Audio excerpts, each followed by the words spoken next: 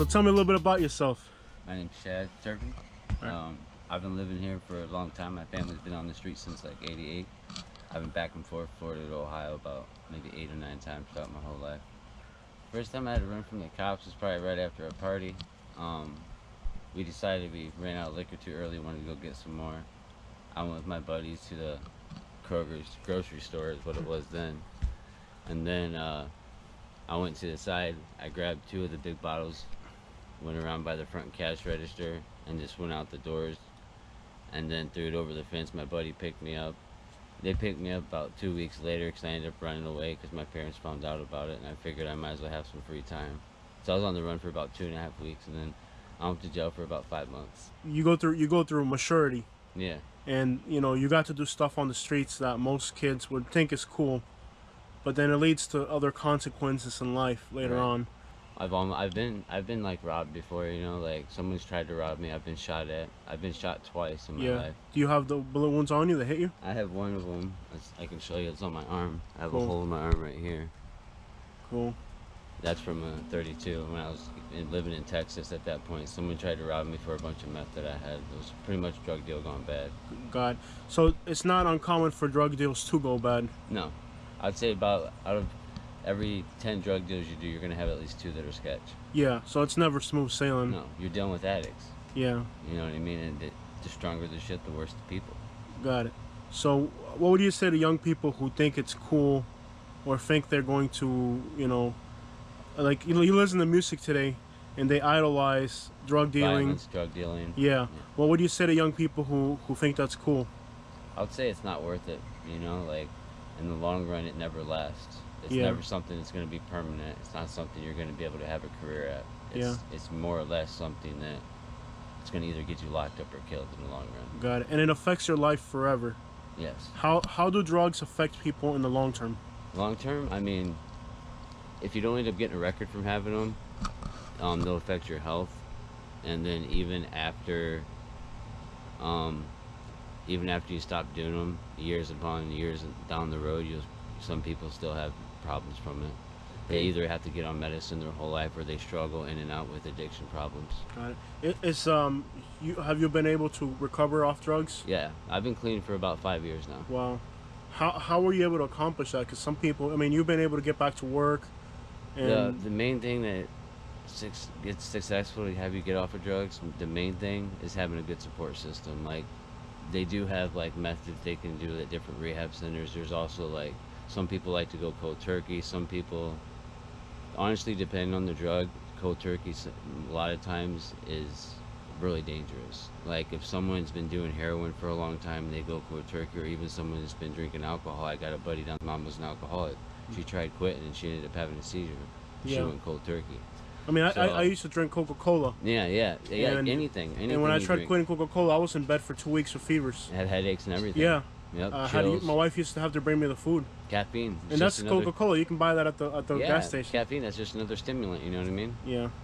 I mean, there's not much difference. People don't realize that so many of the substances that are sold to us as products in stores are also damaging to your health. It's not just illegal substances. Well, of course, they have a good way of advertising it. They have a good way of putting it into something that looks consuming to us. Just like half the pills that they give you for your pain and stuff is pretty much heroin and morphine. All it is put with a little cornstarch and pressed into a pill to say, with on a bottle that has a label. That's the only difference between your prescriptions and someone's heroin. The only difference is doctors, insurance companies, They're and making big a corporate killing. people are making the money off. Yeah. Exactly. It's legal. Yeah. They can tax it. Yeah. The legal drug dealers. Yeah. The United States Pharmaceutical Company. Yeah. And then those people that end up legally on drugs eventually can go up to illegal drugs. Oh yeah. Oh yeah, definitely. It always ends 90% of the stuff, especially that they prescribe you for pain, has some kind of addictive side effect to it. You're going to be prone to. You're going to want it. You're going to crave it. Your body's going to need it. And then I would say probably about 65%. I would have to say people that I met in my life there's some form of addict. Like whether they do drugs or not. Either I know some people that are food addicts. I know some people that are alcohol addicts, you know what I mean? I know some people on drugs. I know some people that are tech addicts, like they live in a place like I do, but they've never had a drug issue in their life. They just have to buy the newest thing when it comes out. Yeah. Or people that on our street Yeah, that it have affects really their nice social. vehicles but shitty house. Yeah. You know? It's mismanaged. It's their priorities aren't straight. It's a socialite. You know, I always tell people it's crazy how on our street, which is a really poor place, Yeah. people have the craziest cars. We're probably the last poor community on this In part Naples. of Naples. Yeah. Absolutely. We're the poorest community in all of We Naples. live in Naples, but we have the luxury of feeling like we live in Bonita because of everybody on our street has been here for so long. Yeah. You can't get on our street unless you really know somebody. Yeah.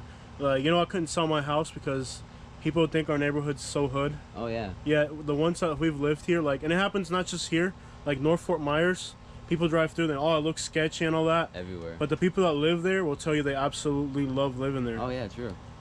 What peace and tranquility do you get from living on a dead-end street in a hood where nobody bothers you? Like, what do you like about living here? Stress-free, really. You know what I mean? I know that by living here all my life, every time I've come here to live, it's always been peace for me because I know that when I do live here, I don't have to deal with other people's problems, just me and my family. And then if I need help, there's plenty of people around this willing to Exactly. help. Like after Hurricane Irma. Oh yeah, this whole street was a big support system. We all fed each other, gave each other water, helped each other. You remember when this street used to be like all American people? Oh yeah. It slowly changed, and it's funny because it's about sections of the street too. Because like in the beginning, it's more of like the Haitian side, Haitian communities, Haitian families. I know all about that. And then towards the end, it's Cuban, Hispanic, Mexican, and then Salvadorian, everything. And then a lot of the white people per se, like even though they don't act white, they lived like towards the end of the Royal Cove. Yeah. Like, so how do you like? A lot of people would think you'd be upset. Is there anything? Tell me what you like and what you dislike about living there, Hispanic. Tell me one thing you like and one thing you dislike. I don't really dislike anything. The only thing you guys do like to have big parties. Yeah, the music. Boom, boom, yeah, boom. I don't mind the music, just the whole like me trying to get out of my, back out of my fucking driveway, and I can't get out of my driveway because there's so many people parked everywhere. Yeah, the population density. Other than that, I love them, man. Like I think they're good people. They're hard workers. They're very family oriented, and we need more people like that. Yeah. Do you think an illegal could take your last job before the Slovene was gas station? 7-Eleven. 7-Eleven. Could an illegal take your job at a gas station? No. Why? If you lose your job, it's because you suck at your job. It's not because an immigrant took your job. Yeah. First, you need to get your job there. You need a license, an ID, right? You need an ID. You need a license. You know how to speak English, like. So people who say an illegal took my job, that's pretty. They're just lazy. Making up excuses. They don't really want to find a job. They're trying to make an excuse to not have a job, or they've lost their job and been fired for some reason. Yeah. You know what I mean? You think there's advantages to, even though you're poor? Yeah. There's advantages to being white. In some ways, yeah. I'm not looked at as much. I'm not prejudged. People aren't as prejudiced against me because of the color of my skin. Like, there's a lot more stereotypes about Mexicans or a lot more stereotypes about black people to where when I walk down the street, it's not like people are prejudging me all the time like that. Yeah. I do feel that, but nowadays, like, being a American white male, you're almost expected to automatically have more. Yeah. You know what I mean? Especially in this state. Yeah. If you don't have it made, your family has it made, and that's what they automatically expect when you're white. Yeah. Like the expectations are high. They see my house, they're like, oh, okay. Yeah. You know what I mean? Like. Yeah, but not everybody. Just because you're white doesn't exactly mean you're gonna be wealthy. Exactly. But I mean, you guys are awesome people. Like, you guys, like your family, and also your sister's not white. Yeah, my sister's half black. Yeah. Like, we love her to pieces. I got a niece that's part black, part Haitian, and part white. Yeah. I have Hispanics in my family too, on my mom's side. Cool. I got cousins that have all kinds of kids. And that's awesome. Like me, I'm Latino, but my wife's American. Yeah. And the biggest difference that I see is the economical difference. Oh yeah. Because this is your country, so you guys understand how the economy of this place works. Right. We don't. Like Right. I said, you'll see Spanish people paying rent, and they'll be driving a $40,000 car. Right. Yeah. And they're paying rent. You guys. Yeah, I mean, that goes with, like, a lot of people. I understand, like, where you come from. Like, you can't necessarily have a real nice house, but you have the opportunity to have, like, a nice vehicle. You know what I mean? Yeah. And that's something, like, a lot of people, I think, hold on to when they come to the States, and they don't realize that that's something It's not important. No, that's not important. They need to let go.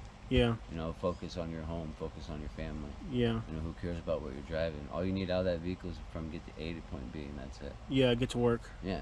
Exactly. In Naples, people think because it's a wealthy area that there's not a lot of drug use. Oh no. Explain to people what it's really, because people just assume because it's paradise down here. Let me tell you, all right? Yeah. The bigger the city, the more the money, the more drugs. Yeah. You know, like, especially around here, like with this being a richer city, and this our city having more money. It's the richest county in Florida. Yeah, there's gonna be a lot more drugs. You know, all these drugs that actually, if you go to like the ghetto towns of like East Compton and stuff, and over in LA, Yeah. it'll be hard to sell to some of the upperly rich white people and stuff. It's hard to find that kind of clientele. Here it's easier because with all these people, like, drugs cost money, you know? And here they don't care about More money, more drugs, you know? They don't care about the they don't care about the price. No. They just want to know that they're not going to get robbed. Yep. That you're because here there's like, if you're a drug dealer, there's so much business. You're really, the only problem is getting robbed. You know, Yeah. you don't have to worry about beating someone else's price because there's so much stuff going on. When I used to do drugs, I didn't have a particular person I went to. I went and got my shit from the first person that answered the phone. Wow. You know what I So mean? people that are not, like, I've never done drugs. Yeah. And you've grown up around me, like, you, Oh, yeah, you I know, know. Yeah. you know I've never done I've known you drugs. since we were Yeah. middle school. We used to fight together, mess, Yeah. you know, everything. Yeah. Fight, everything. So you know that I've never done drugs. Right. So I wouldn't understand that world. So you've lived in several states, Several hoods. several hoods. You know, I try to tell people. I lived by Detroit. I've lived in San Antonio. You know, I've been all over the U.S. Got it. So Like, with that experience, how would you consider the drug use is in this area? Because people think that drug use automatically means, you know, bad neighborhoods. Like they always associate it with poor people in bad neighborhoods. no, there's even more of it around richer communities. It's just they have more money they can hide it better. Yeah. Like, that's why It doesn't normally- resort to crime. Yeah, exactly. It usually resorts to acts like suicidal. You know, a lot of them are overdoses in the richer communities. There's a lot.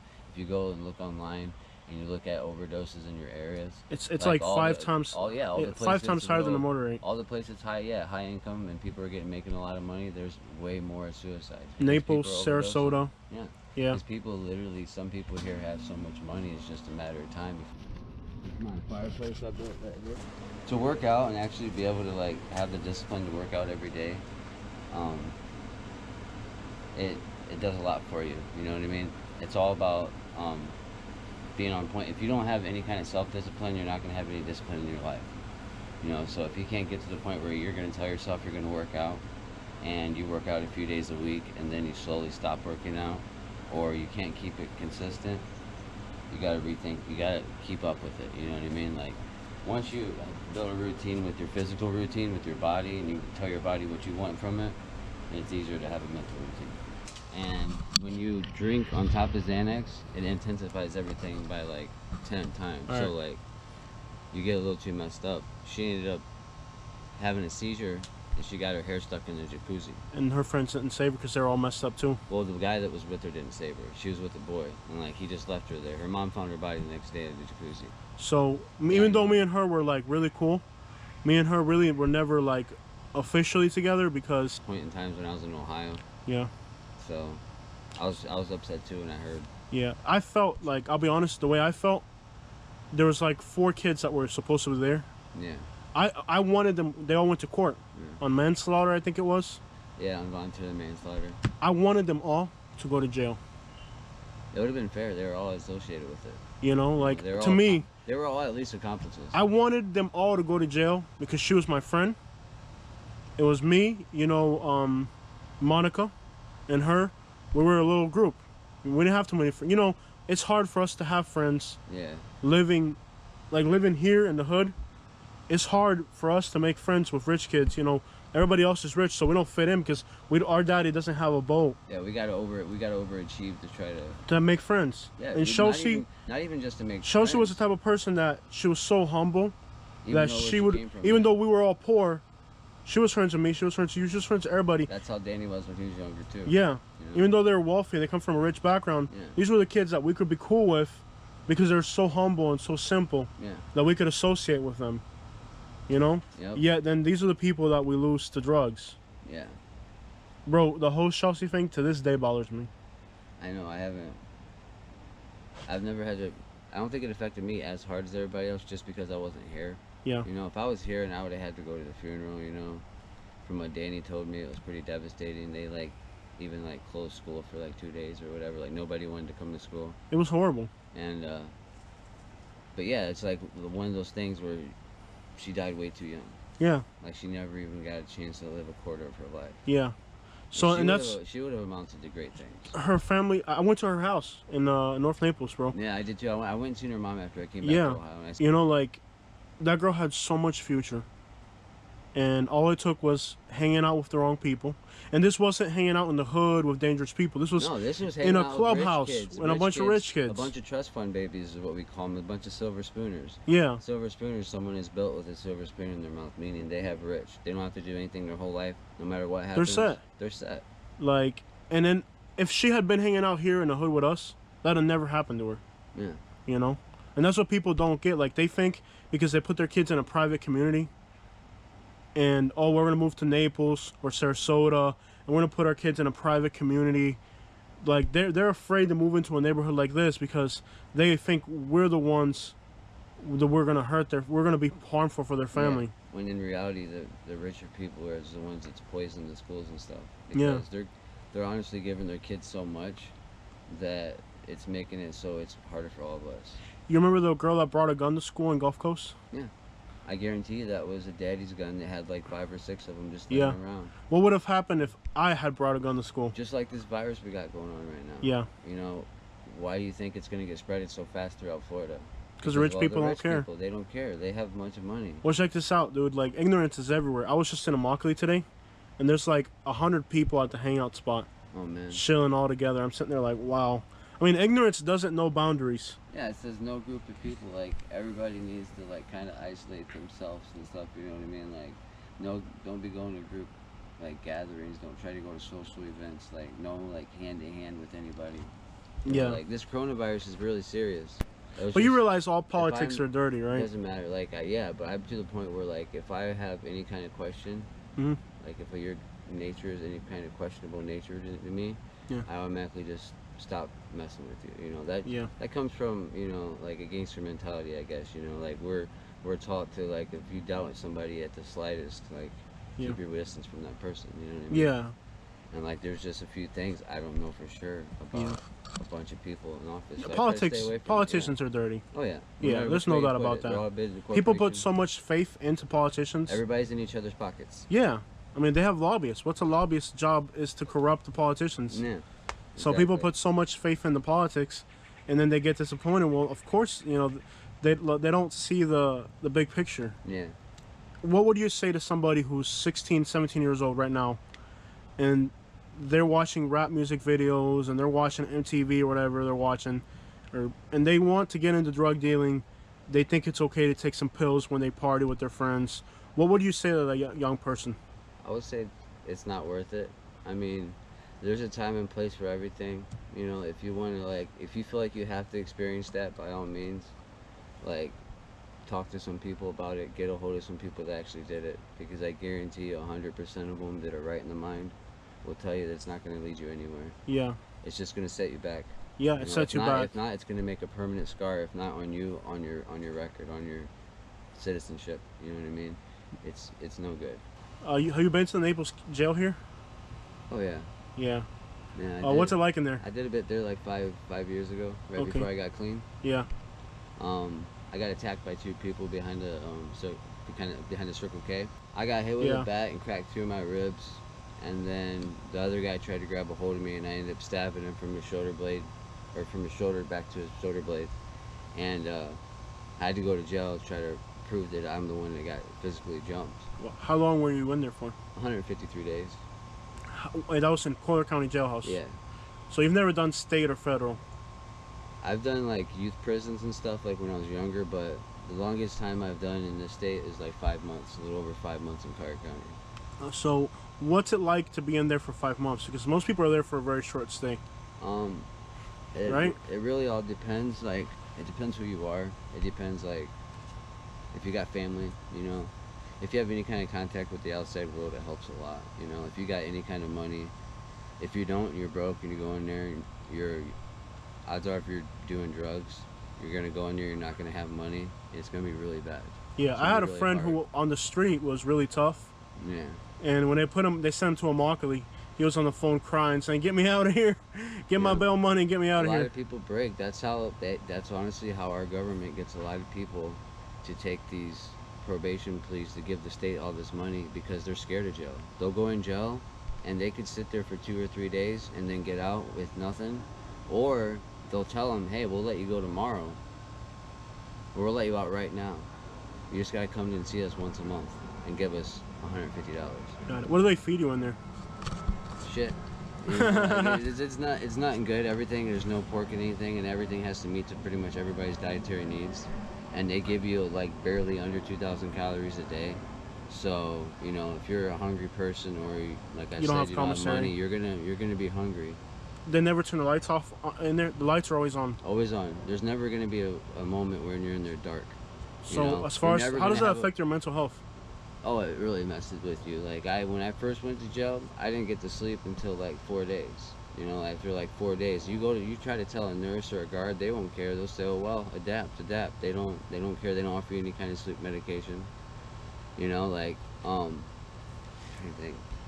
In other parts of the country, in the jails and prisons, race matters. Does that matter here in Florida? At least when the jails here. Um, the jails here, whether they be some of the strictest because they're privately ran, not ran by the state, um, they are like you don't have to really worry about races. Like people tend to hang out with their own people, but it's not like you're Like gonna have to California. worry about getting beat up because I have to worry about getting beat up because I'm white because I have a black person in my block. You know, Cool. the main worst part about jail is as soon as you walk in that door, you no longer are gonna be able to take a shower, use the restroom, or eat without at least somebody watching you. Like, you know what I mean? Like, and if you're lucky, you'll get to, believe it or not, go into a big room. There's like 75 people. That's a pod system. That's where you can actually socialize. But most likely, if it's your first time or you're going in for drug use, they're gonna want to observe you. So that means you get to go Solid to two-man cells, 23-hour lockdown a day, so they can monitor you. Wow. So it's more. I mean, here it's not hardcore. It's more in like there. a kettle. It's more like a kettle for people. So here it's more mental stress than. Yeah. It's not the You jails don't here. have Are to not, worry. are You don't tough. have to worry about physical violence. I mean, don't get me wrong. You can't go in there scared. Yeah. You can't go in there as a pushover. If someone tries you, you have to do something. It's not like on the streets. On the streets, you have the fight or flight. Yeah. In jail, you fight because if you don't, You're the everybody's next. gonna Yeah. beat You're your the ass, next. Everybody's gonna you get know. you. Like I've had to fight on 3 separate occasions in jail, and like I didn't want to fight either one. Yeah. But Does it matter if you get beat up? It doesn't really doesn't matter matter. if you get Like beat what up. matters is that you stood up for yourself. all that matters is you go and fight. You're not afraid. Yeah. So, like in the California prison system, it's segregated by race and all that. Here, it doesn't matter. You could talk to a Spanish dude or a black dude. Here, put it this way: here, they don't even separate They don't even- you. do they have- They don't even separate you by your crime anymore. Like they don't Yeah. even have. They all have one colored for your. Usually, they used to have green jumpsuits, and they would have orange jumpsuits. The orange jumpsuits are the people you don't want to mess with because they're there for a long time. Yeah. You know, those are felons. And then the green jumpsuits are the misdemeanors. But now everybody wears orange. Yeah. So it's kind of like open ball game. Give respect, respect will be given to you. Don't try anybody for no reason or cop your mouth off. How important is respect? Because like, I've noticed that like I was in Miami recently, and I was hanging out with this homeless dude. Don't ask me why, but and yeah, you know how I I'm do nuts, know right? in your interviews. Yeah. He didn't want an interview, but we hung out and we talked, and I learned a lot from him. And I was walking on the sidewalk, right, and I kind of got in somebody's way, and he was like, he apologized for me, Yeah. you know. How important is respect in prison, and how does it change inmates? Respect's everything. And some people lose their mind over respect, honestly. Like, I've seen people it make a good life for them, and I've seen people that it breaks them. You Yeah. know? Like, respect can, and when you're in jail, you can get locked up for something, as small as, say you're walking around the dorm, you see somebody you know, so you go and sit down on a bunk that's right next to the buddy you know. Just because of where you sat on that bunk is going to determine whether you get your ass kicked or not. Yeah. You know what I mean? So you have the slightest detail makes a difference. Yes. Like if you go to give something, say you have like, when you're in jail, the only people you look out for is either your bunkie or your cellie. And that means like if you have something on your food tray you don't want, you always offer it to your bunkie first. Okay, cool. If you go I didn't know that. If you go to give him that item, you have to make sure he comes back behind everybody that's sitting at the table and grabs it. He can't reach over somebody. Never reach over somebody. Cool. Never grab something over somebody's shoulder. Okay. You know, that's a quick way to get your ass kicked too. Cool. So I didn't know that. Yeah. Those are very small little details that I would have never known. Just like when you go to sit down and eat chow, you don't sit at any of the tables until you're asked to have someone to sit there. If someone calls you over to sit at their table, that's when you sit at their table. Cool. But if you're the new one in that block, you don't have a fucking seat until they say you do. Yeah, you gotta wait till they give you the order to sit. Cool, man. So to just kind of wrap this up, is there any other thing you want to say, especially to young people, about the street life and what package it comes with? Is there anything else you want, or anything other thing you want to get off your chest? I've socialized with just about everybody in this world. I've had the opportunity of sitting and playing chess with people you'd never meet in your life, people that are never going to see this outside world again. Yeah. And I can tell you from personal experience that your life will be a lot longer and a lot better if you just stay away from drugs. It's not worth it. It's really not worth it. Yeah, and not just drugs. I regret every bit of it. But violence, anything like, especially the rap music and stuff like that nowadays, like, that's the problem. Like, it has a bunch of these hidden messages. Like, it doesn't necessarily, they're not directly telling you to do something, but you'll notice, like, actually test it out. Like, listen to some symphony music one day, and then listen to some hip-hop music one day, and then tell me which day you had it, your attitude was a little, you know, kind of violent. It makes you people don't realize how much it affects their mentality. It does. It sets the mood. Set the mood for the day every day. Positive things happen to positive people, and bad things happen to bad people. You know, you be a good person. And you know, like, what I like to look at it as, you wouldn't go and hang out with people who do bad things. Yeah. So when you watch TV or listen to music, it's kind of like you're inviting that person into your own personal space. Nobody's just your friends. You have people you call your friends and they're like, say, oh, they just do smoke weed every once in a while.